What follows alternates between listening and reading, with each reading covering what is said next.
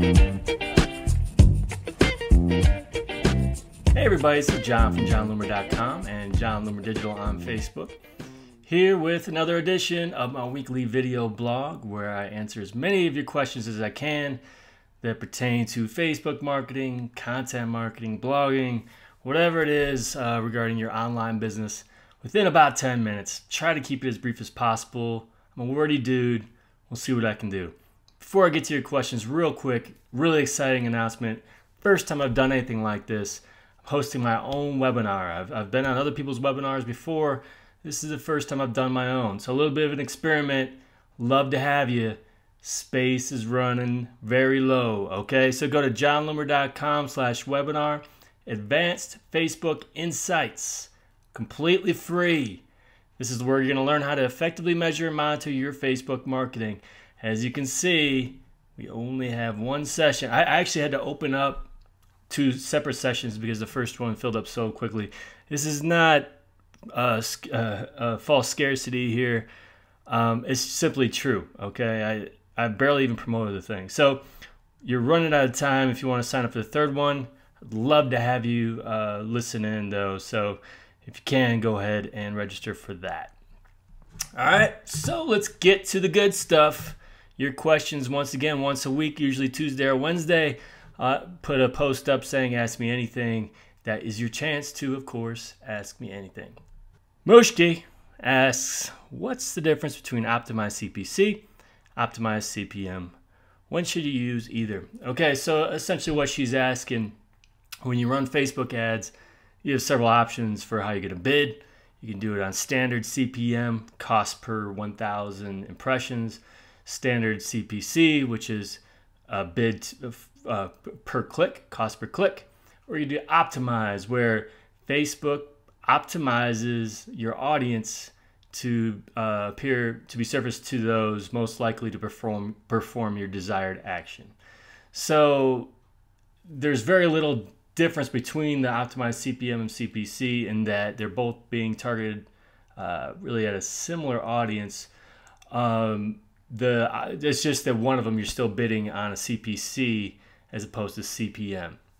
My recommendation is to try both and see what works best for you. I find often I end up paying less per click or per action with optimized CPM or CPM in general than I do through CPC. Not everybody feels that way, but that's why you split test.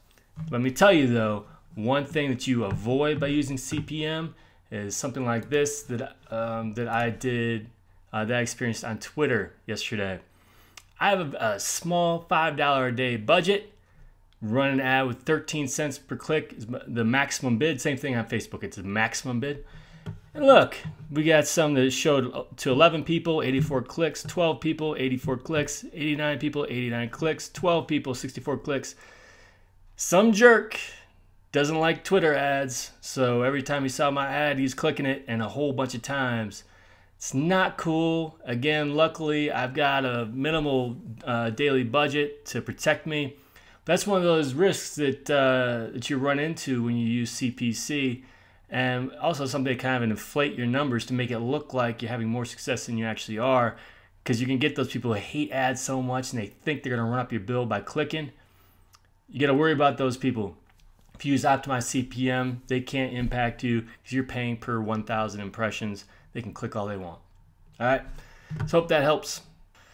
Juan has a great question. Hi, John. What's your take on Facebook apps for pages now that over half of Facebook users use mobile to access the platform? Any tips on how to leverage the power of Facebook page apps for mobile users? Oh, great question, Juan. So essentially, what he's saying is absolutely correct. More than 50% of Facebook users are now accessing the network via mobile device. Okay, so when you put up a new post, they're usually seeing it via mobile, but Facebook has not built in the brand tabs or apps or whatever you want to call them into their mobile version of the site or within their mobile applications. Okay, so if you were to just send them to the link to one of those tabs and they're on a mobile device, they're not going to get there. Okay, they're not going to see it. I think they get an error page or something. I don't remember what it is. That said, I'm still very, very bullish on apps, on Facebook apps. Let me explain why. That is how business gets done. All right, this is how you introduce who you are. It's how you feature your products, how you run contests and promotions, how you feature your services, all kinds of things. I still use it. That said, you don't put them there and expect people to find them because, like I said, they're not going to find them on their mobile devices. What you do, I'm a big ShortStack user.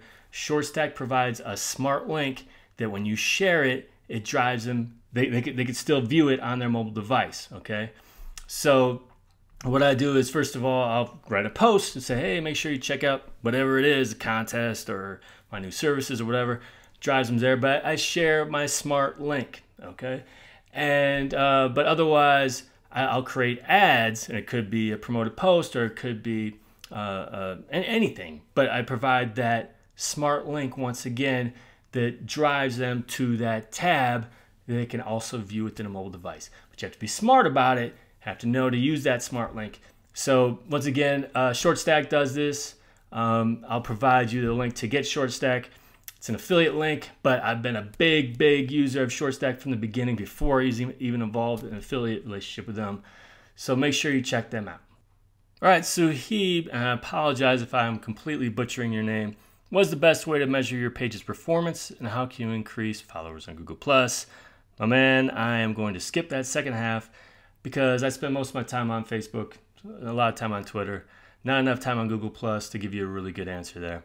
But in terms of measuring your page's performance, it really depends on your goals, okay?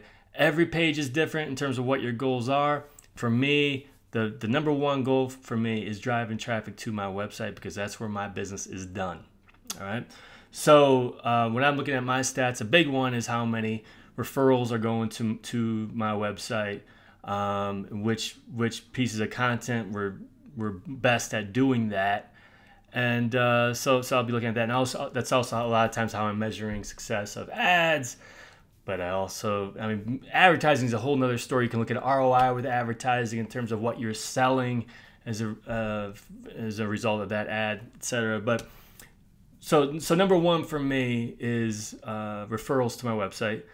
Number two is the engagement I'm getting on my Facebook page, because that is going to determine whether or not I can continue to refer people to my website, and I have any value in these Facebook fans who will then lead to business. So I need to measure that. And the main stat I follow there is consumption. Consumption, I wrote about it this week. Make sure you check out that blog post.